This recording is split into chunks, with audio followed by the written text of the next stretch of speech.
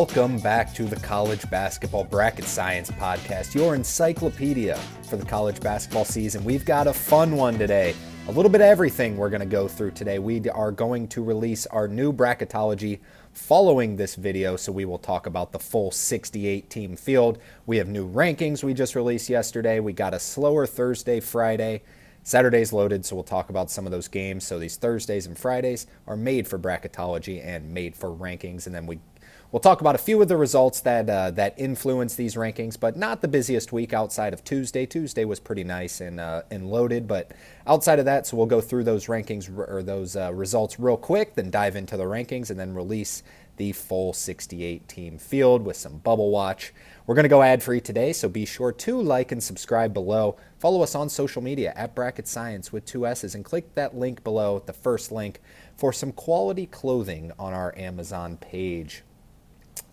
Quickly, let's go through the results going back to Tuesday. So some of these that led to the Bracketology we'll talk about here. For example, number 1 Tennessee got drilled at number 8 Florida, 73-43. This was just a dominating show by the Gators here. Tennessee just a complete flop. Could not make a shot. I mean, they took almost the entire game to get to 10 field goals. It was ugly. Florida dominated them. This will most definitely drop Tennessee from their number 1 rank. Number 2 Auburn went to Texas, and the final score was 87-82. Auburn won. The game was not this close. They led by 20 in the second half. Texas kind of fought back late. They were never going to win. A few other notable ones, looking at the scoreboard that's pulled up here on YouTube. Duke drilled Pitt. Duke actually, after winning this game, went to number 1 at KenPom, the main computer algorithm for college hoops. Went to number 1 for a second. Auburn is already back at number 1, though. And then Georgia upset number 6 Kentucky, 82-69. I'm sure Kentucky fans did not enjoy the fouls called in that game, but nevertheless, Georgia picks up a huge win. Arizona went to number 21 West Virginia and beat them 75-56. Just domination in that one. Arizona starting to play some really good basketball right now. Remember, West Virginia beat Arizona earlier in the year in a rare 2 teams in the same conference, but not a conference game in the battle for Atlantis. Arizona got the revenge, just no doubt about it. Arizona playing some good ball. Number 24, Michigan went to UCLA and killed them 94-75. Mick Cronin was not happy, to say the least. He ended up just going on a huge rant post-game about how his team is just so soft, how Mick Cronin's got the most energy at practice, just calling out players one by one, including Tyler Bilodeau, UCLA's best offensive player, most notably. Called him out, called the entire team soft, kind of went on a rant about how he doesn't need this. He's got 500 wins, and I'm curious what UCLA fans think about this. I don't really know what to think about this.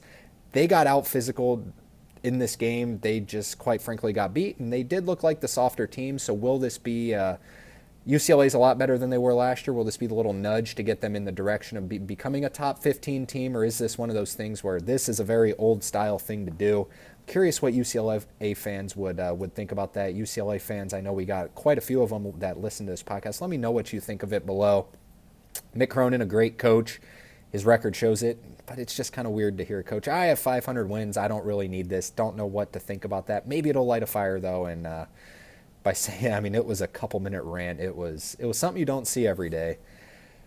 Going down the list, continuing, Cincinnati lost at Baylor. Baylor took them down 68-48. Cincinnati is falling off like crazy right now. We'll talk about them. I don't have them in the tournament right now. They don't have a good win at all, especially as Dayton continues to lose.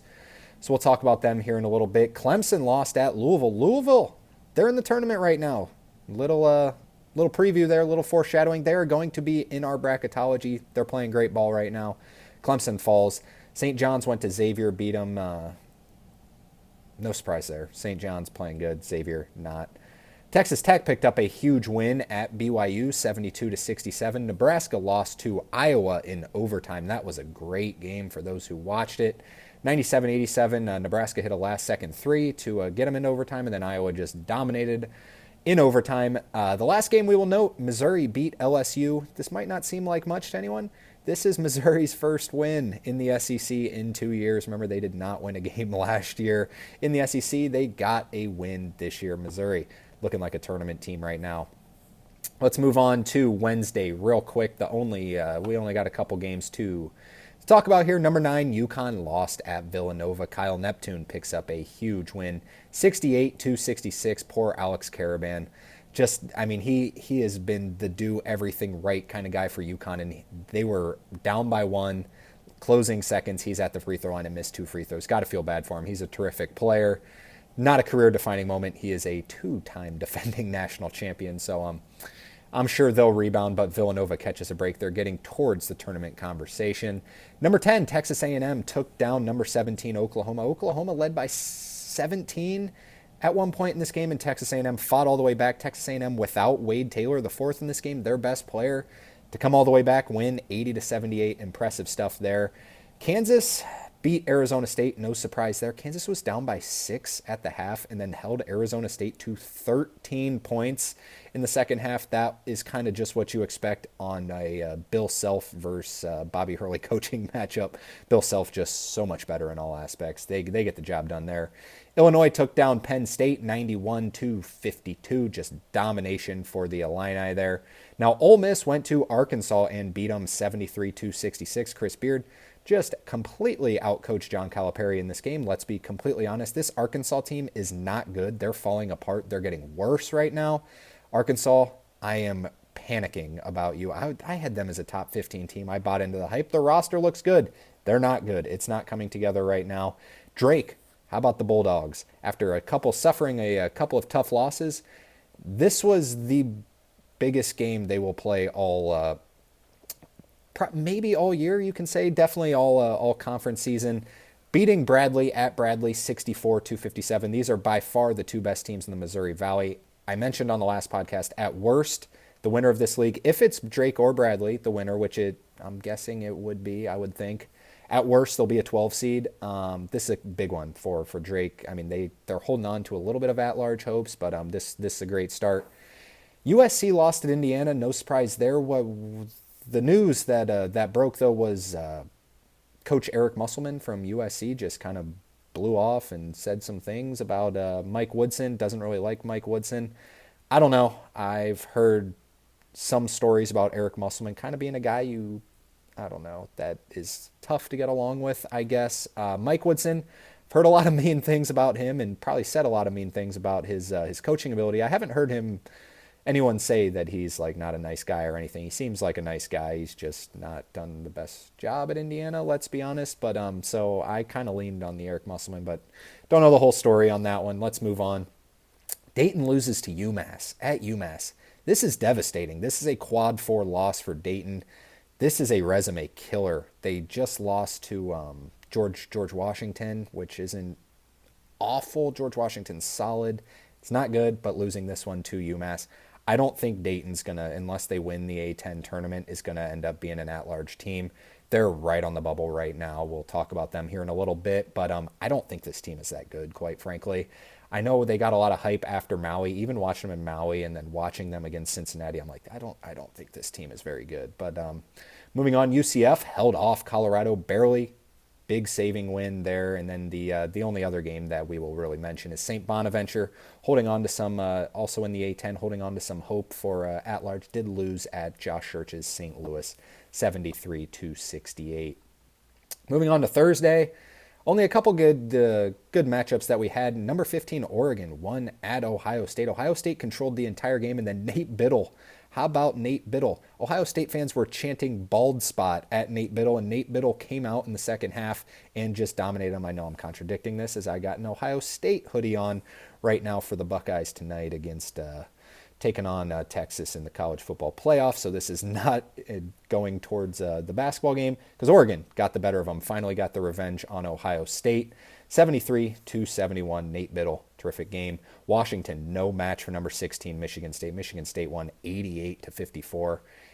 If anyone has the CBS Sports app, it came up on your phone if you highlight college basketball games, if you're big fans of college hoops. Hopefully you do. Hit the little star up top, and it does gives you updates basically every 10 minutes of the basketball game.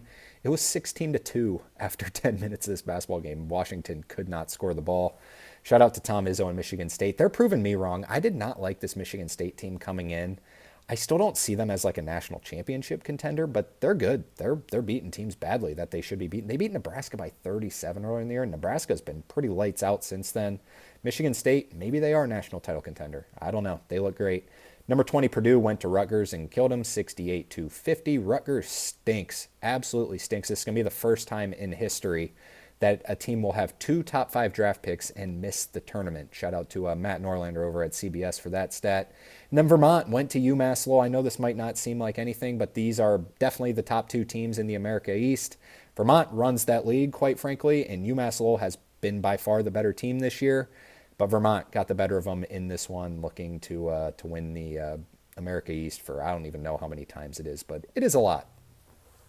That's the results for the week. We got through those pretty quickly. Let's dive into the rankings real quick that we just released before we get into the bracketology. So starting our rankings, we're not going to dive too deep into these, just maybe why I think these teams might be better ranked than I have in the bracketology, because this is just my personal rankings. Auburn at number 1, no doubt there. I do have Iowa State at number 2. A lot of people will have Duke at number 2. I just need to see Duke. Now, anytime Duke has someone like a Pittsburgh where they're just like, yeah, there's a real talent edge there, they kill them. But when you play Kansas and you play Kentucky and you kind of get a little bit out-coached in those games, I think Jon Scheyer's good. I don't think Jon Scheyer's great. I don't feel comfortable putting them at number 2 yet. I do have Iowa State at number 2 and Duke at 3. I do have Florida up at number 4 and Alabama at 5. Marquette at 6. Marquette flying under the radar. They barely beat Georgetown the other day, but Marquette, they're minus money in the Big East already to win the Big East. They are the best team in the Big East right now. I did drop Tennessee down to only 7. I have them ahead of Kentucky and Texas A&M and Mississippi State. So yes, I have 7 SEC teams in the top 10. Which, I mean, this is the best conference of all time as of right now, is what the SEC is. So I don't think it's quite frankly unfair. I know someone said they would like Houston up higher. Houston still doesn't have a quad 1 win. They're going to get one. I'm 100% certain about that. I think Houston's great. They're top 3 at Ken Pom. They're fantastic. So if you put them ahead of Mississippi State or Texas A&M or even Kentucky, I don't hate it whatsoever. Got Illinois at 12. I'm holding off on Illinois a little bit. I mean, they are dominating right now.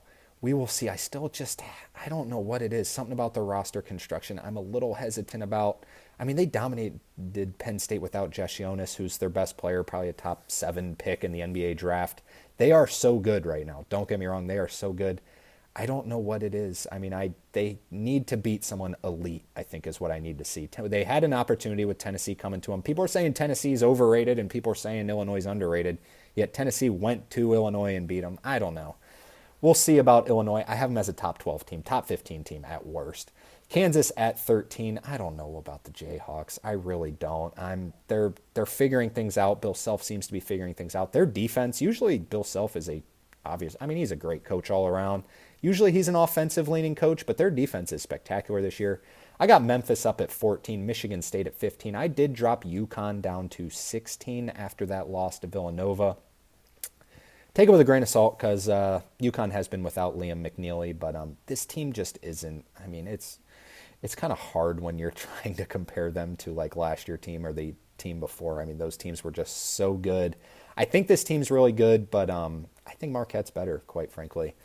Michigan at 17. Now, I think Michigan is better than the 17th best team in the country. I never recommend betting Final Four bets on DraftKings or FanDuel. You know, you can do to reach the semifinal or reach the Final Four, whatever you want on there. I have that feeling that Michigan could make an incredibly deep run just based on the way that they're constructed. They are a tough team to blow out because their offense is so good. It is so good. If they're a 4, 5, 6 seed, they're going to be an incredibly popular pick. I don't even know what they are to reach the Final Four now. If they're plus 300 or plus 400, not worth it. But if they're plus 800, 900, Michigan is a team I would not be surprised if you were to see Dusty May in the Final Four again.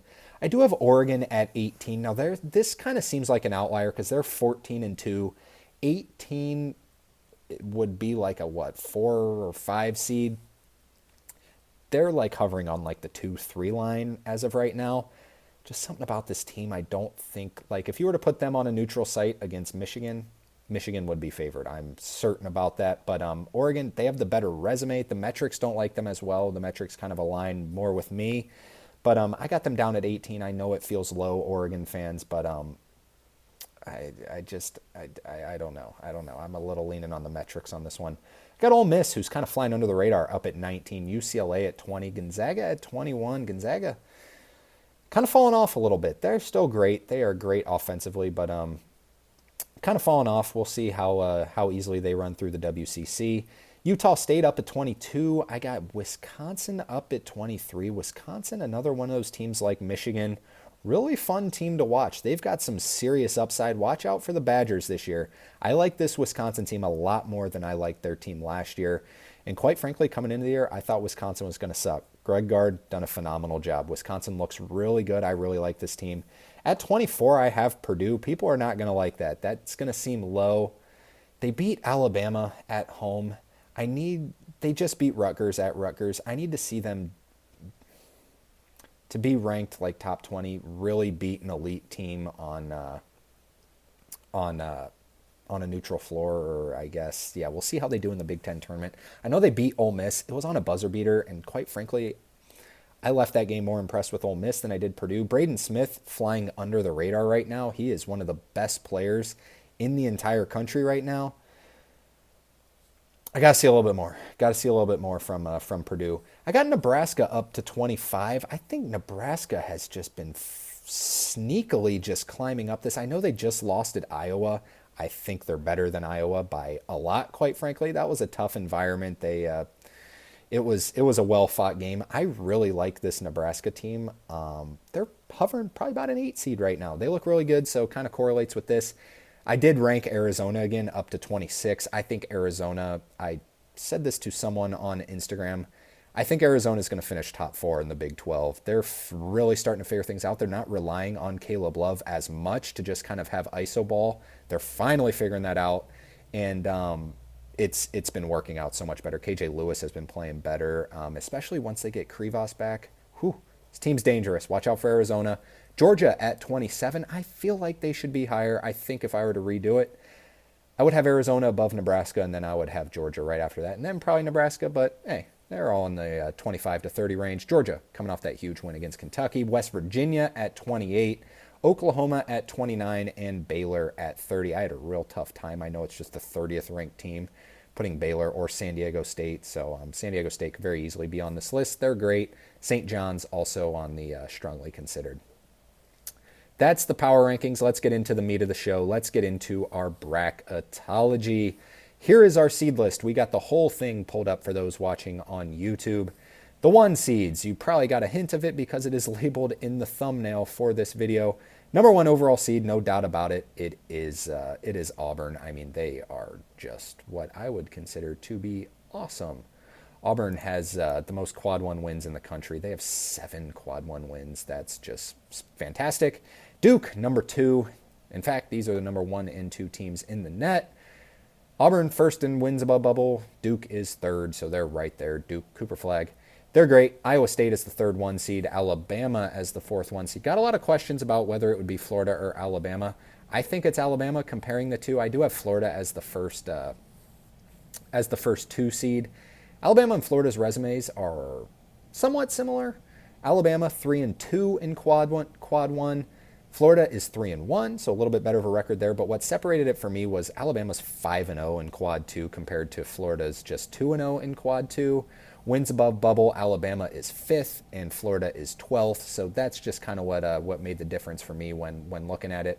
Do have Florida as the first number 2 seed though, followed behind Marquette, who has a sneaky, incredible resume right now. Now they've been falling down the net a little bit. They're down to 13. They were in like the top 8 for a while. Down to 13, still a great resume. Have done literally nothing wrong. Literally nothing wrong. They're right there. Tennessee, I do have as the next one, and then Mississippi State, quietly having an incredible resume. They're 10th in wins above bubble, 4-0 in quad 1 for Mississippi State. I will continue to say the name Josh Hubbard. Know the name. He is awesome. First 3 seed, I have Illinois. Illinois up to 6 in the net. Now they are 14th in wins above bubble. For those who don't know what wins above bubble is, it's a new metric that the committee will be using this year. It just basically says what your record should be against the competition you've played and what your record is, and then it compares it that way, and then it just ranks you. If it says you should be 12-2 and you're 13-1, you'll be a little bit higher, and it's plus and negative. It's a little bit hard to explain, but it's a great metric.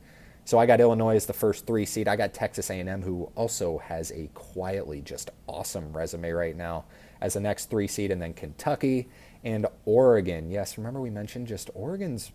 They are, let me take a look here. They're 19th in the net right now, so they're falling down. They're second in wins above bubble, though. Like, the resume's great. The metrics don't really like them. A huge one was winning that Players Era Festival. That's carrying them right now. They just beat Ohio State, who the metrics love. So, I mean, they're up there. It's just those metrics hurting them a little bit because, quite frankly, the computers, and I think even a lot of people are just kind of saying, yeah, the eye test just isn't as good as you'd like.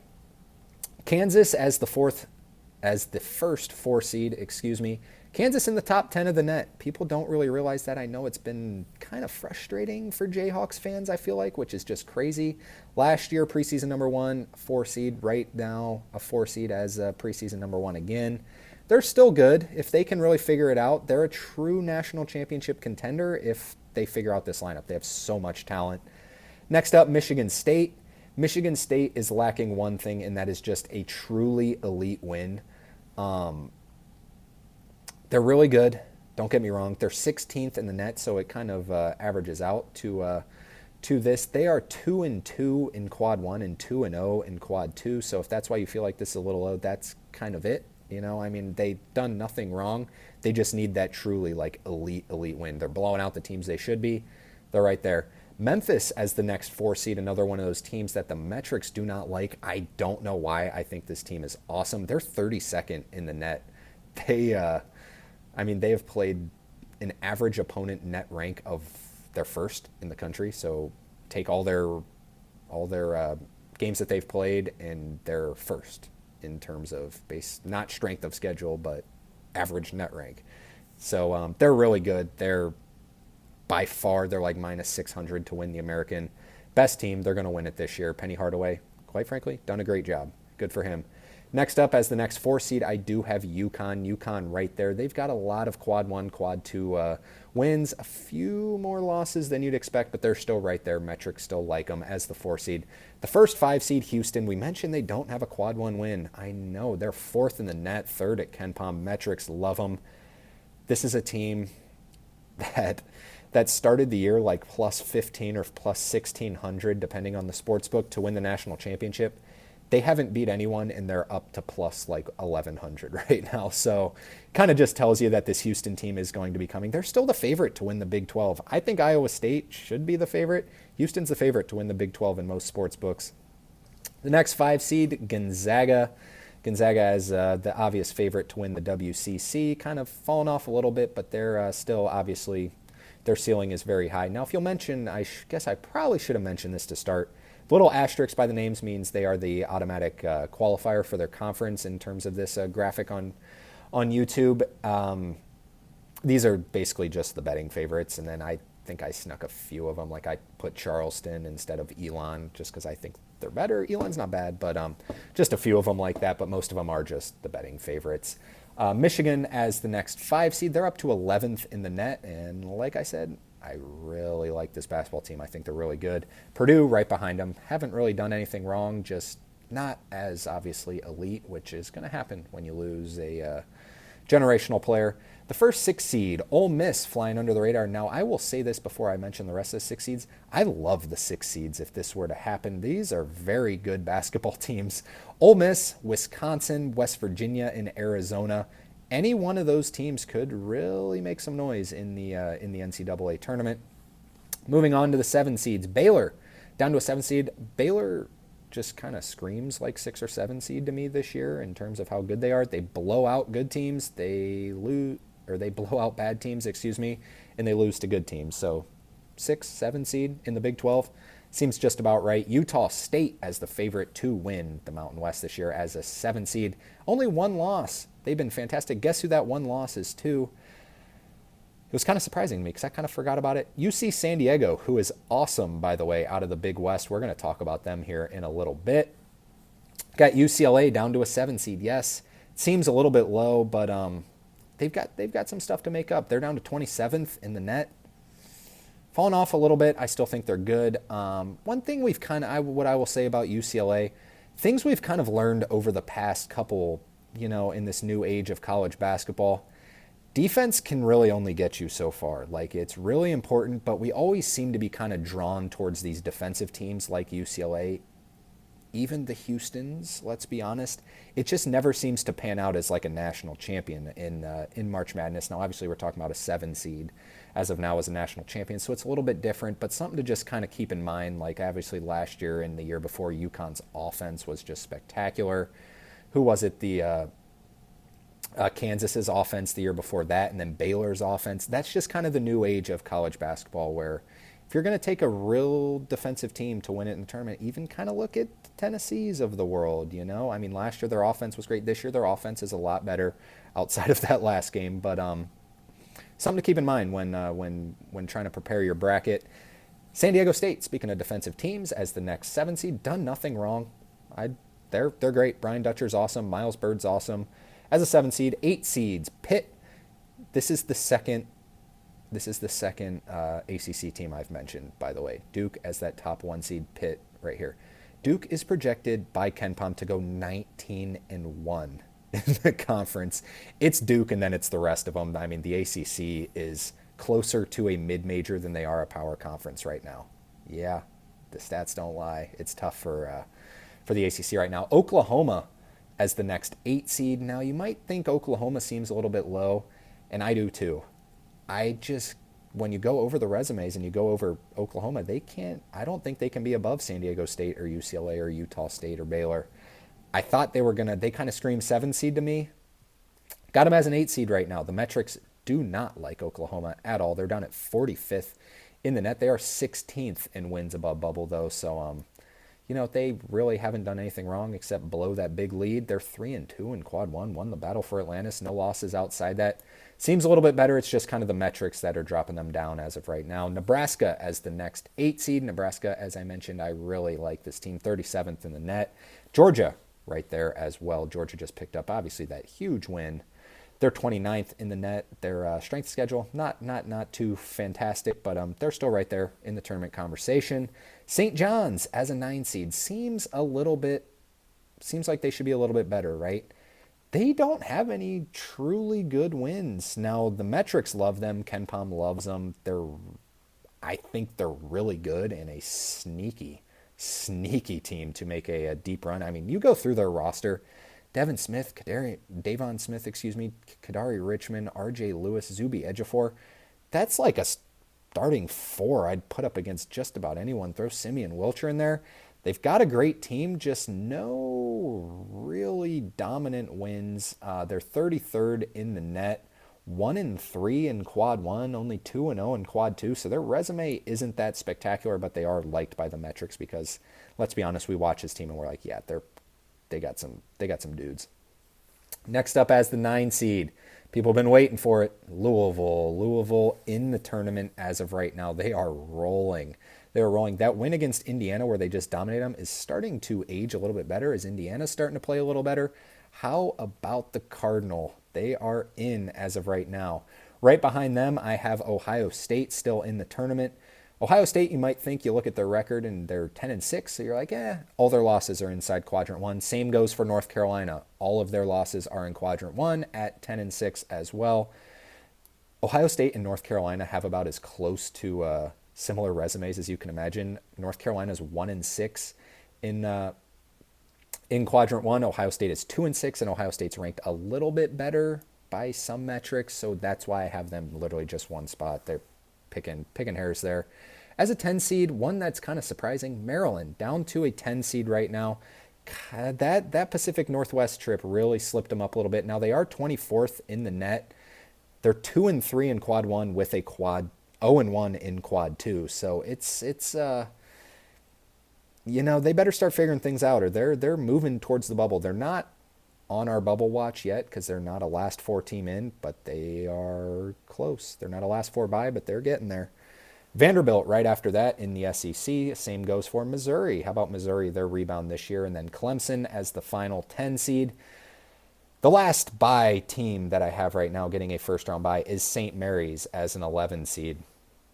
Now, I will pull up the bubble watch real quick as we get into the bubble. So, as we mentioned, our last four byes: Vanderbilt, Missouri, Clemson, St. Mary's. Now, our first four, I have Texas Tech back in the tournament as of now. The metrics love Texas Tech, and I loved Texas Tech coming in. They're 17th in the net, yet a first four team. They did finally pick up a quad one win. They're 1-1 in quad one, yet they have two quadrant three losses, which is really holding them back. We're going to see about Texas Tech. They got one of the most interesting resumes I can remember in a long time. Two quad three losses, yet 17th in net. Interesting. I do have Indiana back in the tournament now. The metrics don't like Indiana because basically they have a lot of talent, yet they're coached by Mike Woodson. And Indiana, 1-3 in quad one, 1-0 in quad two. 0 losses outside of that. They're not bad. I think they're going to end up getting in.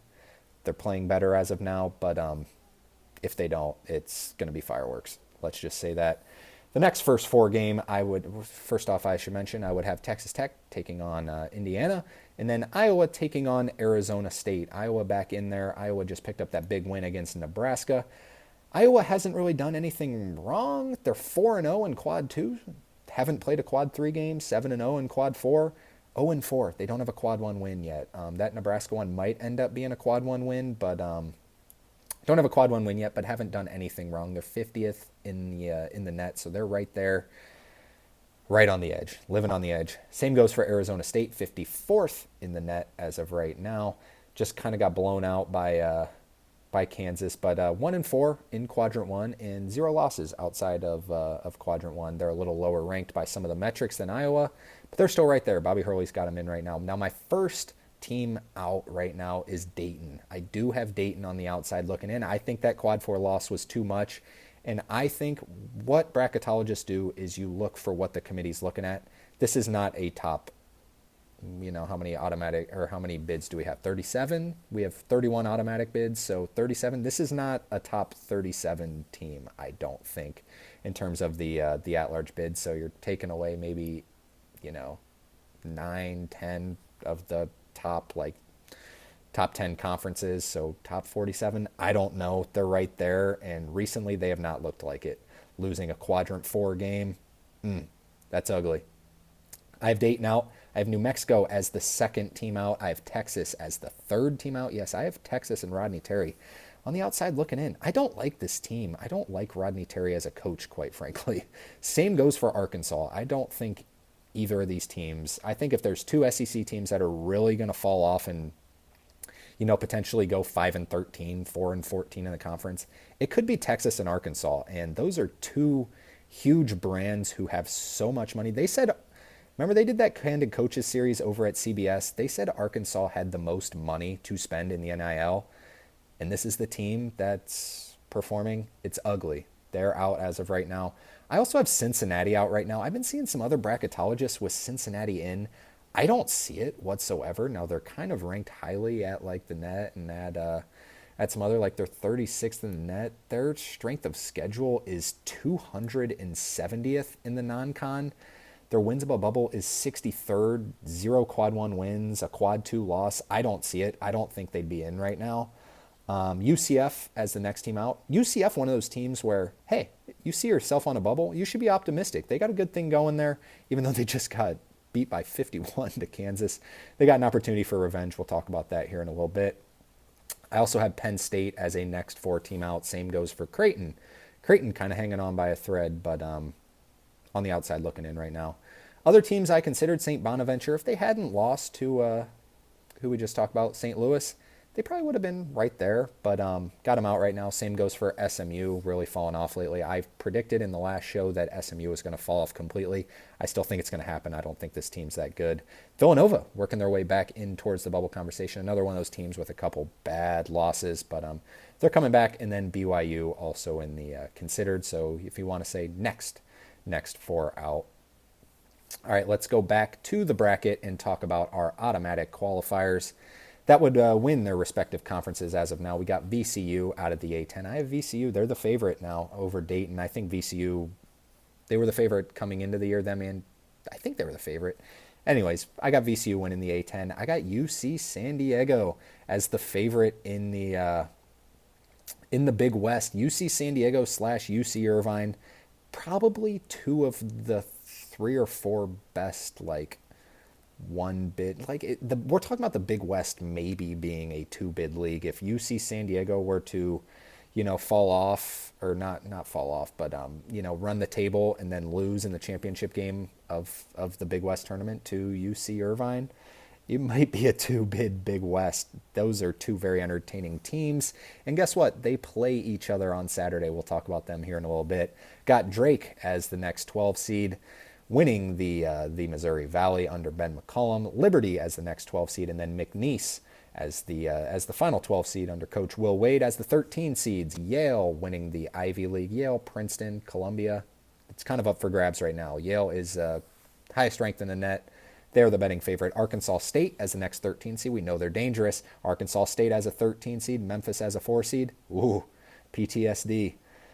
Do have Samford, Buckyball rated as the next 13 seed, and then High Point as the next 13 seed enters it. I got Grand Canyon down to a 14 seed. They've been losing some bad games. They just lost yesterday to, I don't even remember who it was, but it was horrible. It was a horrible loss. They're down to a 14 seed. Same goes for Lipscomb, down to a 14 seed. Kent State out of the MAC, and then Charleston with Chris Mack. A couple Macs there. As the 15 seed, South Dakota State. I wanted St. Thomas, but I didn't know St. Thomas was still not eligible. I thought St. Thomas was eligible for some reason. So South Dakota State, they need to change that rule. Why is St. Thomas, if you move up leagues and you're winning, let them into the NCAA tournament? That is one of the stupidest rules.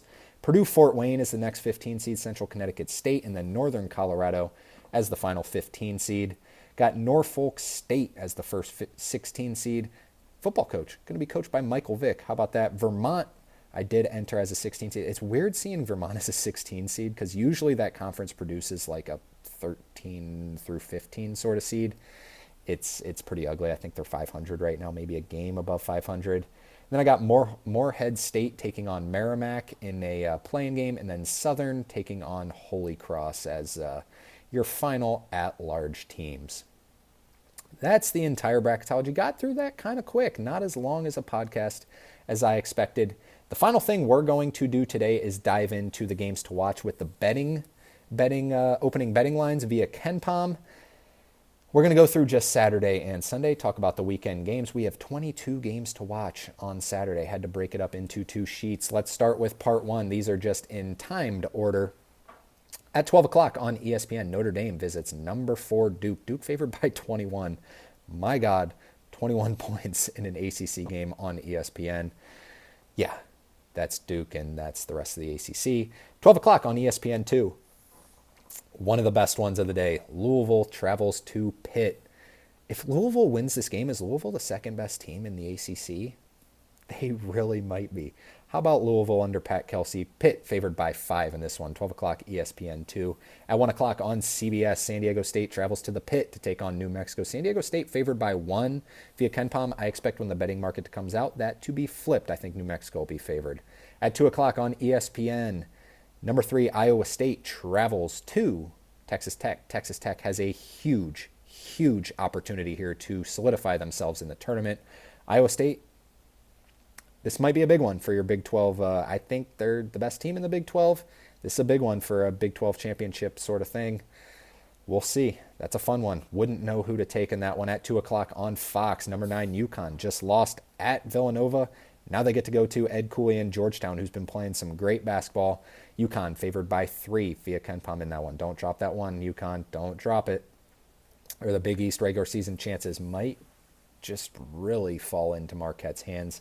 At 2 o'clock on ESPN Plus, number 11 Kansas travels to Cincinnati, where Cincinnati is an underdog by 2 points, and Cincinnati is in desperate need of a win. This 2 o'clock slate of number 3 Iowa State at Texas Tech, number 9 UConn at Georgetown, number 11 Kansas at Cincinnati.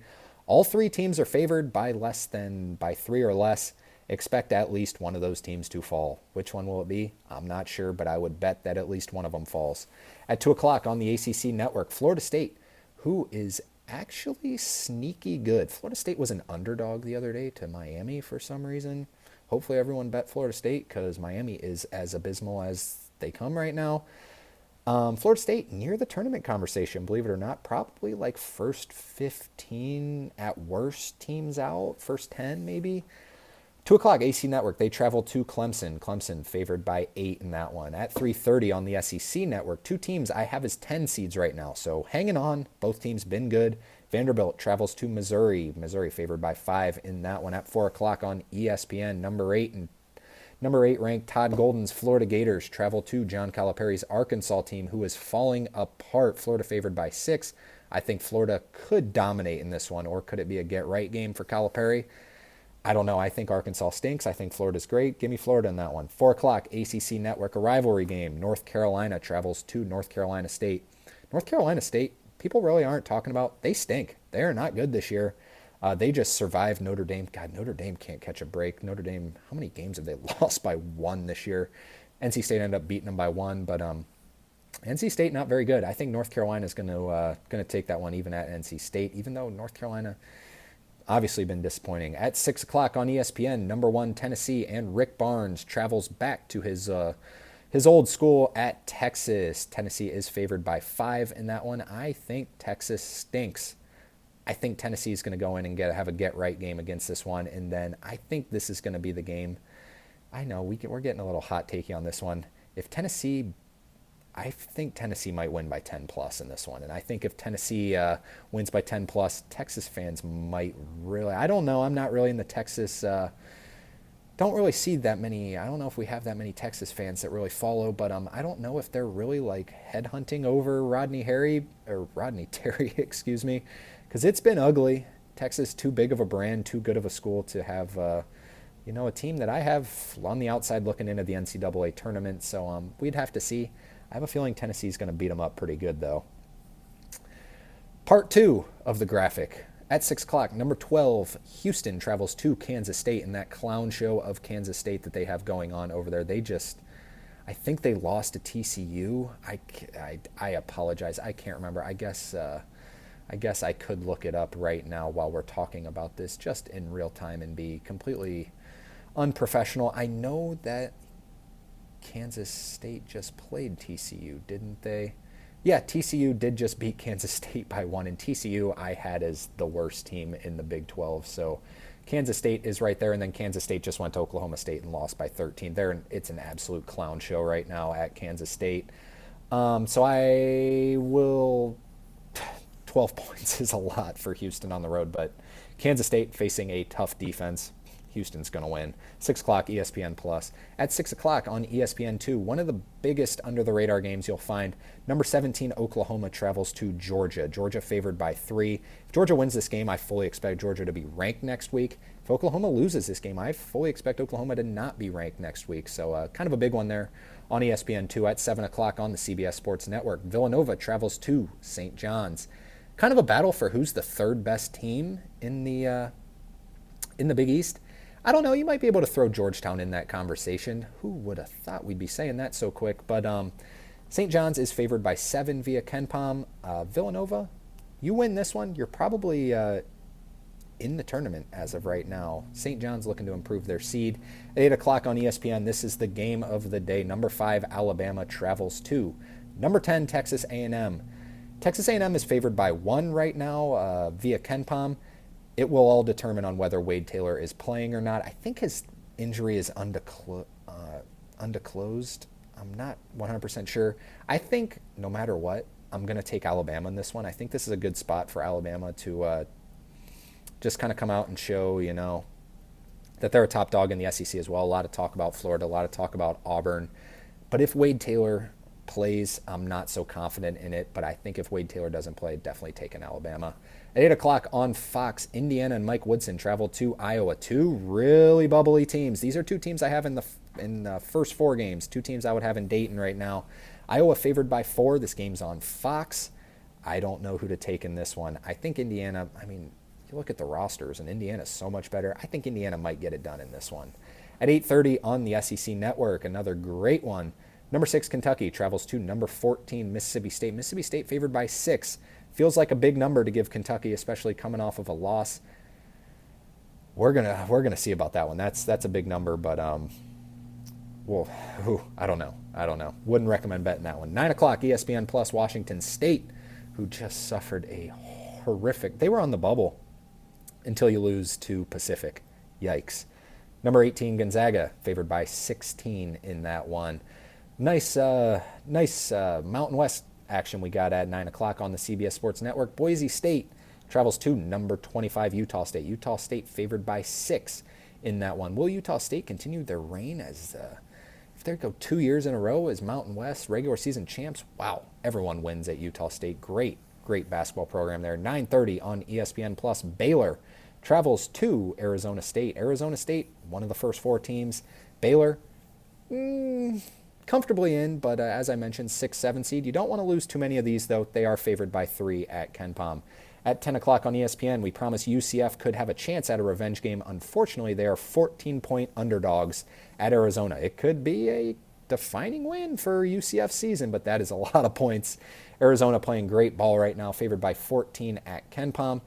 This game's at 10 o'clock on ESPN, and at 10 o'clock on ESPNU, as promised, maybe the best mid-major game you will find this entire season comes out of the Big West. UC Irvine takes on UC San Diego. UC San Diego favored by 2 on their home floor. That game's at 10 o'clock ESPNU. Stay up for that one.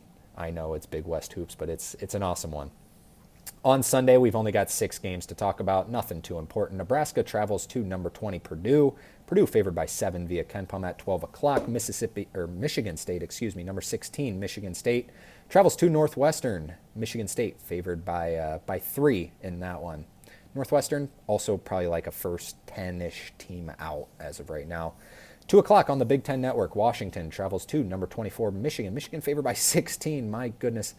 Year 1 under Danny Sprinkle has been better than what it was last year under Mike Hopkins, but not as good as I thought they were going to be. 3 o'clock on ESPN Plus, number 21 West Virginia travels to Colorado. West Virginia can't afford to lose. I mean, they can. They're comfortably in, but they've been falling off a little bit as of late. Traveling to Colorado, West Virginia favored by 1 in that one. At 4 o'clock on the Big Ten Network, number 15 Oregon travels to Penn State. Penn State, 1-point underdog in this one. So Oregon favored by 1. Penn State and Ohio State, very similar teams. I thought we might be seeing them in the college football playoff championship. But in terms of basketball, kind of similar teams right now. I think Ohio State had the thing that's keeping them a little bit above Penn State right now in terms of bracketology is just their strength of schedule. It's been a little bit better, and they've only lost in quad 1. Penn State has, not been bad, but I'm trying to find Penn State here on the net portal. I apologize. There they are. They're 51st in the net, so way behind Ohio State. They are 1-2 in quad 1 and 1-2 in quad 2. They have 8 quad 4 wins, so just not really much there. They have that huge win against Purdue, which is great, but they're kind of 2 very similar teams. If you ask me, they both have stud point guards, Ace Baldwin, Bruce Thornton. So we'll see. This will kind of be a defining moment of Oregon just beat Ohio State as an underdog. They are favored in this one, but they might be an underdog by the time the betting lines change. So we'll see. We'll really learn a lot about Penn State in this one. Oregon, just a brutal little trip here. At Ohio State, at Penn State, will they go 2-0? We'll see. 5 o'clock on ESPN, UAB at FAU. This game was expected to be a little bit better in the preseason. Still a fun game at 5 o'clock if you got nothing else to watch. I think the NFL playoffs start. Not a big NFL guy, but we'll see. FAU favored by 5. In that one, that is going to do it for the show today. That was a long one. Hopefully you enjoyed a little bit of everything today. Thought we'd give... did a lot of work on rankings and bracketology. Thought we'd give just everything in one podcast, so hopefully you check this one out. Thanks for those who stuck with us. Everyone enjoy this awesome slate of hoops. Remember to follow us on Instagram so you can see more bracketology posts. We post more than just this. Post a ton of stuff. Go check it out at Bracket Science with 2 S's. Check that out on TikTok and Twitter as well. Click that link below for some quality clothing apparel. Would be really great for us. Everyone enjoy the weekend. Enjoy the college football playoff. More importantly, enjoy some college hoops. Have a safe rest of the evening. See you later.